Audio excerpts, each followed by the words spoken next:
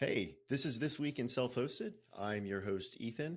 This week, I am joined by guest co-host Philip, the developer of the self-hosted documentation slash wiki platform DocMost. Philip, I am super excited to have you on this week. I know DocMost is relatively new in the grand scheme of self-hosted software, and I feel like it made a really big splash this year when you launched it. I know I've been really into it. The community's been into it. Every time I see someone talk about it or you bring it up, people are excited about what you're building and what's coming down the pipeline. We're going to get a little, we're going to have an opportunity to chat about DocMost throughout the newsletter as we go through the newsletter during this episode. So I'm not going to spend a whole lot of time chatting about it now. I do want to jump right into things with the newsletter. I know we both have some things queued up that we'd like to talk about this week. The emphasis, I think, where we'll probably spend a lot or most of our time is actually in new software launches this week. Yeah. I think I've had like a record amount that I've had since I've been publishing the newsletter. As of the time we're recording this, there are 27 new software launches this week, which is really big and a lot of software. So I'm anxious to talk about that. But with that being said, I do want to pivot into the news quickly. We're going to chat about a couple of things that popped up this week in the news for self-hosted in the self-hosted world, and then we'll jump into software updates and new software. Sound good? All right, that's good, and I'm excited to be here. Oh, perfect. So, a couple big things in the news. I've jotted a couple things down here, but two things I really want to talk about.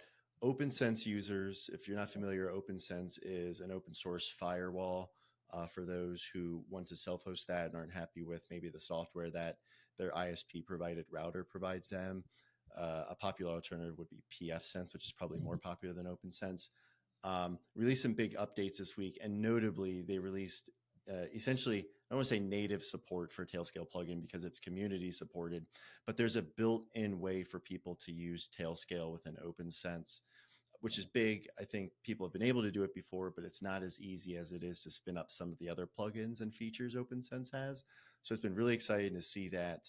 And Philip, I'm sure that's probably something you've come across with DocMost, because Tailscale is always a big conversation that comes up when people are trying to figure out how they access things externally.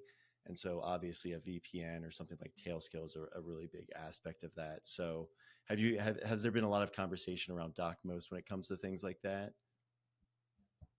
People use a few similar software, and sometimes they have issues accessing their wiki. But we've not had any one about Tailscale yet. Got it. I feel like I don't know, that might be a little frustrating for you to have to help people troubleshoot stuff like that, when in reality, it probably doesn't have a whole lot to do with DocMost anyway. But in related OPNsense news, and I do want to spin this on DocMost a little bit. I know we are having an interesting conversation before we started recording. Uh, Yeah. OPNsense is also working on a logo redesign. So I don't know how old their current logo is right now, but they're slowly rolling out another logo that's been surfacing kind of across their platforms. I think if you go on the homepage, it's not there yet. This, I think, would be from the forums is where this is coming from, or no, this is from the actual web interface of OPNsense itself. I like the logo better than I do the old logo. I can't tell you why, but logos are just something that always fascinate me. And I know you and I have talked about the DocMost logo before, because Yeah. I actually had some issues finding it when I was trying to add it to my icon collection. So one, how did you come up with your logo? Um, and two, are you happy with your logo? That's a tricky question. So the logo, before I launched Stockmost to the public, I was looking to get out something real fast, and then I hit up my friend Desire, and I asked him to help me come up with a few things, and he came up with some options, and I decided to go with that. But I was like, I don't have time to give my input about this logo yet, but I'm happy to run with it, and eventually we are going to review. So since then, I've not been able to, go back to it because I've been busy working on other important stuff. Got it. So for what it's worth, I think DocMost has a great logo. I don't dislike it. And I don't look at it and think, oh, that's something someone just slapped together quickly because they needed something. It was evident when I reached out to you, you didn't have a high res version of your logo. That had me questioning. I was like, why does he not have something like that? But that makes sense. So I'll be anxious and hope I hear from you if and when that logo does change at some point in the future. I would say I'm not a graphic designer, so please don't look to me for any input on how maybe that should look. Yeah, if people use it a lot, then it might just be the logo. Yeah, you might actually be stuck with it. That's a really good point. People have Exactly. have started associating it with Docmos now, so maybe you can't deviate much. But you have like the D going on there, so maybe no, I'm just gonna pull it up for people who aren't familiar with it. So maybe you have something special there with just the stylization of the D. So maybe as the logo evolves, you just kind of slowly build on something like that to retain any recognition you might have built up until now. Yeah. Yeah. But anyway, the last thing I want to talk about in the news, Home Assistant had a couple things going on this week. First off, they released or opened their annual user survey where they collect feedback from across the community and people who are using and developing Home Assistant and its various integrations. That's open through January 20th. So if you're listening to this and you're a Home Assistant user, I would encourage you to click the link in the newsletter, fill out that survey, provide your input. I'm sure they use it and find it super helpful. But perhaps a little more exciting than that is they also released some new hardware this week, which something that happens more and more frequently with Home Assistant. People don't always think of them as a hardware company, but they and their parent company, Nabukasa, have slowly started building their own kind of collection of hardware to help people get into self hosting. And this week they launched their new voice hardware. They've put a lot of emphasis last year too on voice assistance and being able to control your smart home and automations with the voice. And so just this week they announced their the hardware that they're going to be using to kick off that initiative there. I personally think it looks really cool. I had the opportunity to interview Paulus from Home Assistant earlier this year, and he gave me a glimpse of this hardware, and I thought it looked really cool in the when he was showing me it just really quickly on the webcam, and it does look a lot cooler than even it did then when I look at the pictures here. So I ordered it immediately. It is actually available for sale now. So if anyone's listening and wants to purchase this, it is out there. You can go out to one of their 3 retailers, buy it. I have no idea what the actual shipping time is. I didn't get that on my order myself, but I'm anxious to see how it works and to see how I can further frustrate my family members with aspects of my smart home and home automation that occasionally don't work, and as a result, my lights don't turn on. So, with that being said, I'm going to pivot in software updates. Philip, I'm going to let you kick this off. I know you have one or two updates that stuck out to you this week as you were going through the newsletter. You Yeah. want to walk us through those?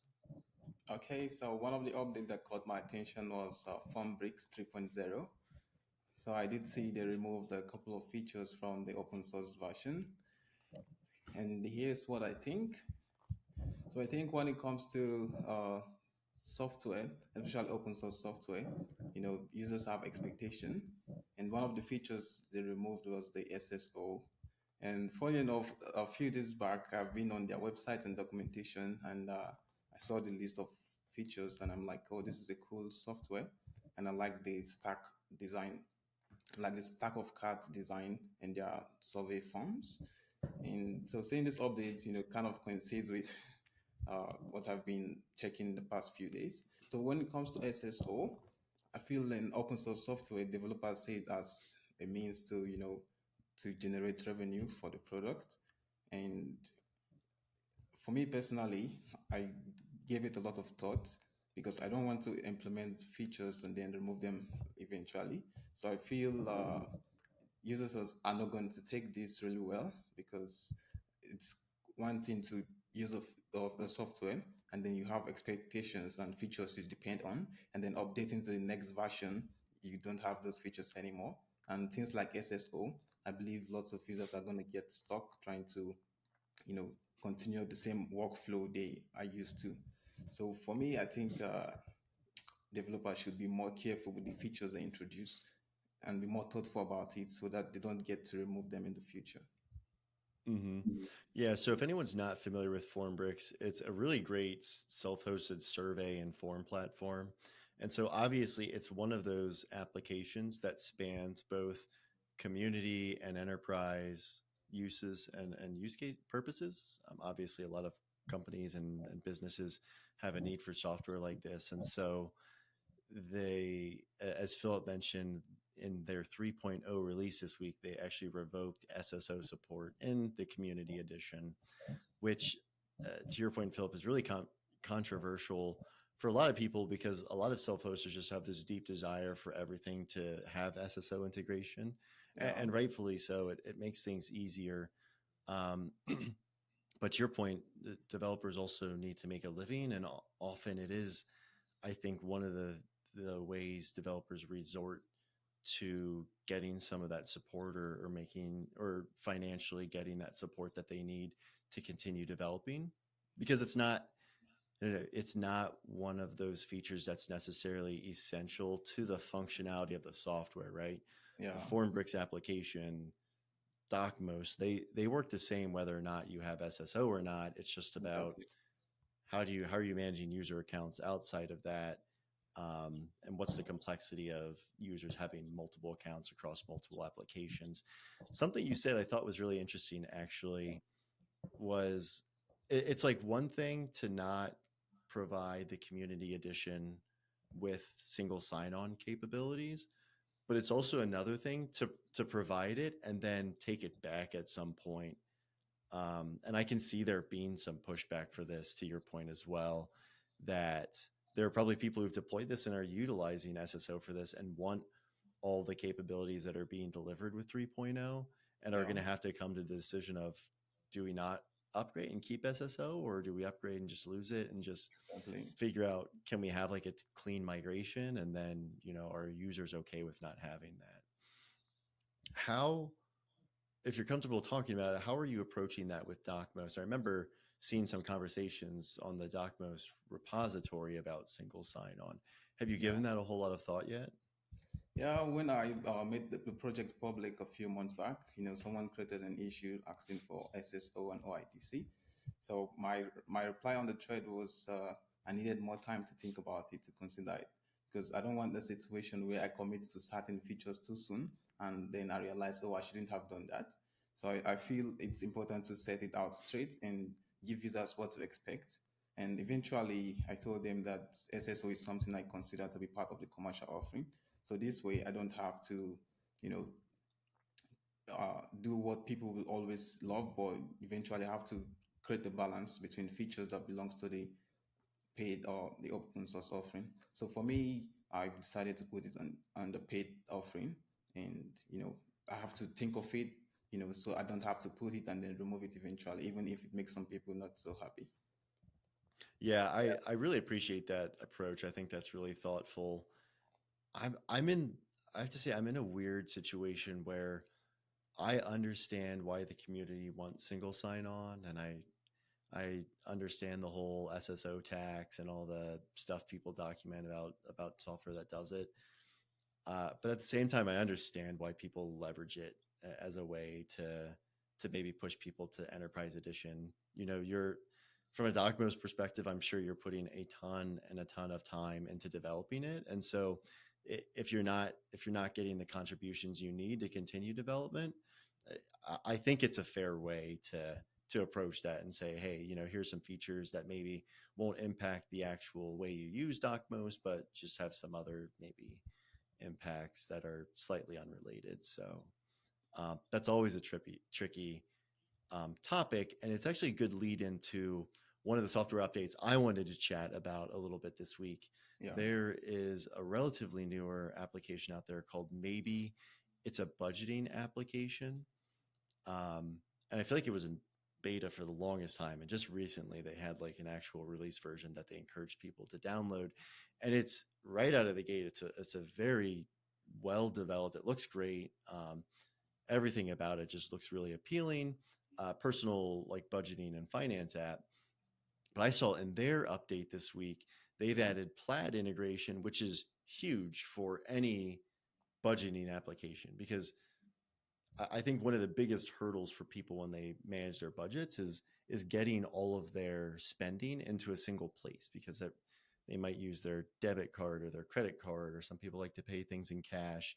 And so I think it's harder for people to track when they have to manually bring things together. And so bank sync is huge, and Yeah. Plaid integration is really big for adoption. Um, but I've noticed they made a call out in their release notes about self-hosting Plaid. And I think I like this approach too. The hosted version completely supports Plaid, and they will support it if people have issues. The approach they're taking with the self-hosted version of Maybe is that they're encouraging people to configure it. They've provided some examples as how people can set it up, Yeah. with all the requirements people need to make that integration, but they're just not going to officially support it. So if people need help troubleshooting, they might not get timely responses, or anything like that. I thought that was a really interesting way of saying, hey, here's something complex we provided. It's a good way for people to consider supporting us while getting the benefit of an open source project. But also, it's still here if you want to self-host it and you want the functionality and you don't want to pay for the hosted version. Yeah. And I So think most financial APIs are usually expensive and might not be feasible for most self-hosters. yeah, and there aren't many, and they're expensive because they're so secure, because it's so hard to come up with something that speaks with financial institutions in a way that's secure and that people don't have to be nervous that their data is being compromised at any point along the way. Yeah, actually. So, with that being said, want to pivot into new software. I know we both have a couple queued up that we're going to chat about. As I mentioned earlier, we have 27 new software launches this week, which is just huge. I feel Massive. like every day I've been adding a handful, and it's constantly like, when is this going to stop? I feel like I almost have too many at this point, but I don't think that's possible. And it is a combination of, like, some of them are scripts, some of them are actual applications that have a web interface, some of them are VPNs for accessing things remotely. So again, maybe not an application in like the traditional sense, but a lot of cool things here, and a lot of creative things. CityBot 2, you design and create social media posts that are catered to local areas. That's something I've never seen before. There's another Jellyfin music client for Mac OS that I always love seeing them pop up. I know Jellyfin has its own official clients, for people who are streaming media, but I think people have come up and developed some really cool applications for it. Gift Goose is a random pairing tool for gift giving. If you're having like a white elephant exchange, or trying to come up with a way to like divvy up the office pool or whatever. It's a tool you can use to pair people up for gifts. With that being said, two I wanted to specifically focus on. There's this one called Local Content Share, and at its core, it's not super complex. I would say I like the design of it. If you've listened to previous episodes, I love well designed applications. I love DocMost, by the way. I think DocMost looks really great. Thank you. Um, the Local Content Share is another one of those platforms. I feel like they pop up fairly occasionally, for easily sharing files and content with other devices on a local network. And so the idea is, like, if you have people over at your house and you want to share something with them, rather than having to figure out how you can text everyone something, you can go to this application, you pop in the URL, and then share the content that way. And then anyone else who's on your network can also go there and see the content that's being shared. And it's a really easy way to distribute it. And so this one just stuck out to me. Again, I like the design of it. It's very simple to self-host and deploy. So it'd be interesting to see this evolve. I know Apple has their own unique take on it, and that's kind of dominated the space. So it's really cool to see other people try and tackle that and make it something that's bigger than just a single platform. Yeah. And the second thing I wanted to talk about, and then I'll pass it over to you, Philip, is an application called TextBee, and it's really interesting. And this popped up in the last day or two, and I've been following it closely. A lot of the discourse, I've seen people talking about it. It's an SMS or texting gateway, where you can actually allow users, or configure it so users can send text messages from the web interface or from a web application, um, for that use an API, and you can use it for notifications, alerts, to communicate things with. which I think is really novel because there are a lot of notification platforms out there, both hosted and self-hosted, and they all have their unique take on how they deliver notifications. But there's not a whole lot that gets into text and SMS messages. And so this is really interesting. A lot of the interesting discourse and dialogue I saw surrounding it was some carriers can be pretty strict with, you know, the rate at which you send messages or how many you send in a single period of time. And so I think with everything, there is a bit of a disclaimer. Just be aware of what your carrier's expectations are when it comes to delivering text messages, Yeah. because this does seem like it might be ripe for abuse and people should be aware of that. But again, just something novel, not something I see pop up very often. So I found that worth calling out. That being said, Philip, I'm going to pass it over to you. Chat a little bit about some of the ones that stuck out to you. Yeah, so one of the ones I came across was GitHub star semantic search. I found it on Hacker News a few days back. So I did go through the repo and I looked at the source code. So it's pretty interesting. So I found out uh, they fetch your GitHub repos and then they take the embeddings and send it to OpenAI and then gets the store it in the database and then you can search for it. So personally, I have about 2,800 stars on GitHub. I mean, 2,800 project I start on GitHub. Oh my So gosh. sometimes I forget the names of projects. So something like this is going to be useful to, try to recall some project if I remember what they do but don't get the name. And I think it's pretty interesting. And I tried it out. I had to generate my own GitHub token and then open AI keys, and it looks pretty interesting. It's something I would love to try out eventually. Yeah. So the idea is, and by the way, 2,800 stars is a lot of stars, at least for me. Um, Actually, sorry to cut you. I start more things on GitHub than I like post on social media. oh, I love that. I was gonna say, I don't think I've ever. I think in totality, the amount of repos I've come across, I'm not even sure if it amounts to 2,800. That's a lot of repositories. But so it sounds like the way this works, I have not spun this up myself, is you plug in your GitHub token so it can access your Yeah, starred repositories. And then it also uses OpenAI or AI search to enhance its search capabilities. So you don't necessarily have to remember the exact name of the repository or project. As yeah, long as you can kind of remember what it did, that's enough for you to type in the search box here and then have it find for you. exactly. Did it seem like it worked pretty well when you didn't have the name of something and just typed in a description of what you were looking for? Yeah, it's worked. I tried it a few times, but I think the indexing is kind of cumbersome because it has to index about 50 repositories at the time. So you have to click on fetch more repositories. And I have got like 2,800. So it was, I did it up to 300 and I just stopped because I feel if they kind of do automatic pagination, it's going to be best and easier. Yeah. Yeah, so I guess you just really have to be descriptive enough that you hope it gets it within the first 20 or 30 Exactly. search results when they pop up. It's funny at first when I first came across this, I was like, why not just Google what you were looking for, like GitHub repo, this, and that. But I actually know from experience that that does not work well. There are just so many repositories on GitHub and so many similarly named repositories. You know, I see like, I don't know, in the newsletter, I probably cover anywhere from like 50 to 60 projects a week. Yeah. Some of them overlap from week to week. It's not always unique.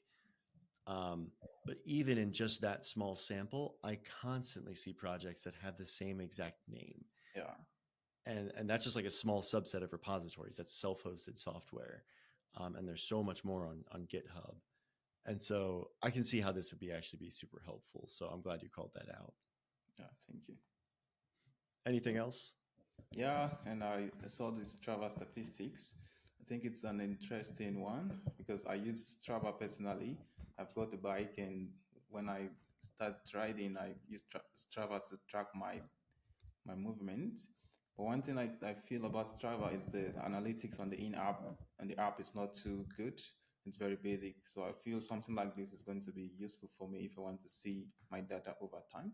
But one caveat is it's only support biking, so that works for me. But for many people who run or do other kind of activities, it might not be useful for them at this point. But I'm sure it's still under development, so eventually the developers will get to it. Okay. So do you think the capability is there? They just haven't gotten around to it to Yeah, support more than just cycling? I saw somewhere on the README they talked about it only supporting biking for now, and there's a request for another activities.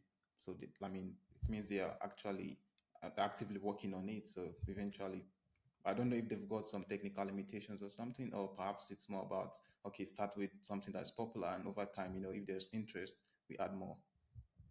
Okay. Yeah, I see that here actually. It's just right above the screenshots I was at, that they have an open issue to start supporting runs as well.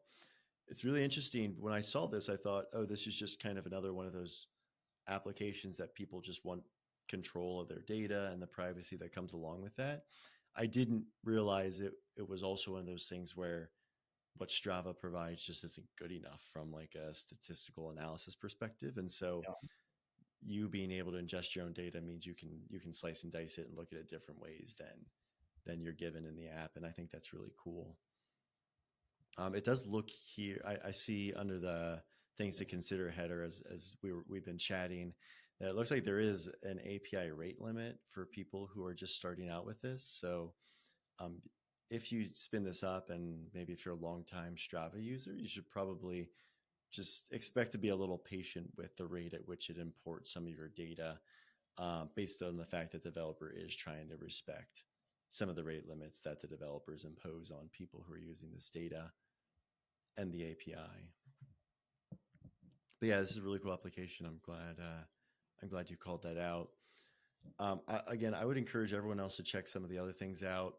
A lot of them are kind of like amateur developed applications. There are other things in here though. Um, Speaking of GitHub, there's another one. I was trying to remember what the name was as you were talking about the semantic search for GitHub. There's a My GitHub 2024, which is Yeah. a year, kind of like the Strava thing we just talked about, but with GitHub statistics. So if you're looking for that, I remember seeing this and thinking like, why did they cater this to just 2024? Like, why not keep it generic as something people can use every single year? But I don't know. Maybe there's something specific that they need to change from year to year. I also saw for people who are Proxmox users, Proxmox dropped the alpha release of their data center manager this week, which I used to be a Proxmox user. I have not anymore. I did not realize this was in the works, but it looks like it's a central place to manage some of the machines, nodes, and clusters that people have spun up. So if you are the type of person who loves signing up for alpha releases and you are just yearning for this functionality from Proxmox, it is here, and I'd encourage you check it out. I've linked it to a forum post. I couldn't find anything more concrete than that when I was compiling the newsletter. So check that out. Last thing I want to talk through in the non-new software that I discovered this week, I have an application or a directory of self-hosted applications that I maintain for people to browse and for discovery. I have used a platform in the past called AdMiner, which I think is very well known. It's essentially like a web interface for databases and managing them. You can perform queries, you can import, export, do a million different things. It's just a way to manage your databases if you don't want to do it from the command line. But AdMiner as a project has not been maintained. I think on the repository, I was just looking at it today. It's been 3 or 4 years, I think, since there have been any commits or anything. And so I found this project called AdminerEvo, which I assume is just Adminer Evolution, which is kind of like the spiritual successor to Adminer.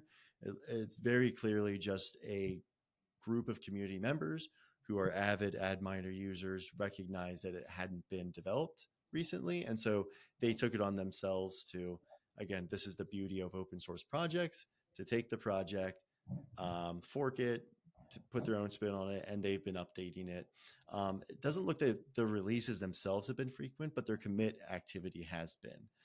So there hasn't been a release since April, but there's a commit as recent as last month. So rest assured, it's alive and well, and the team is definitely working on that. I will definitely be spinning it up this weekend because I really like Adminer, but I recognize that that's hasn't been developed actively. So if you're also looking for something like that, definitely give it a spin and give it a look.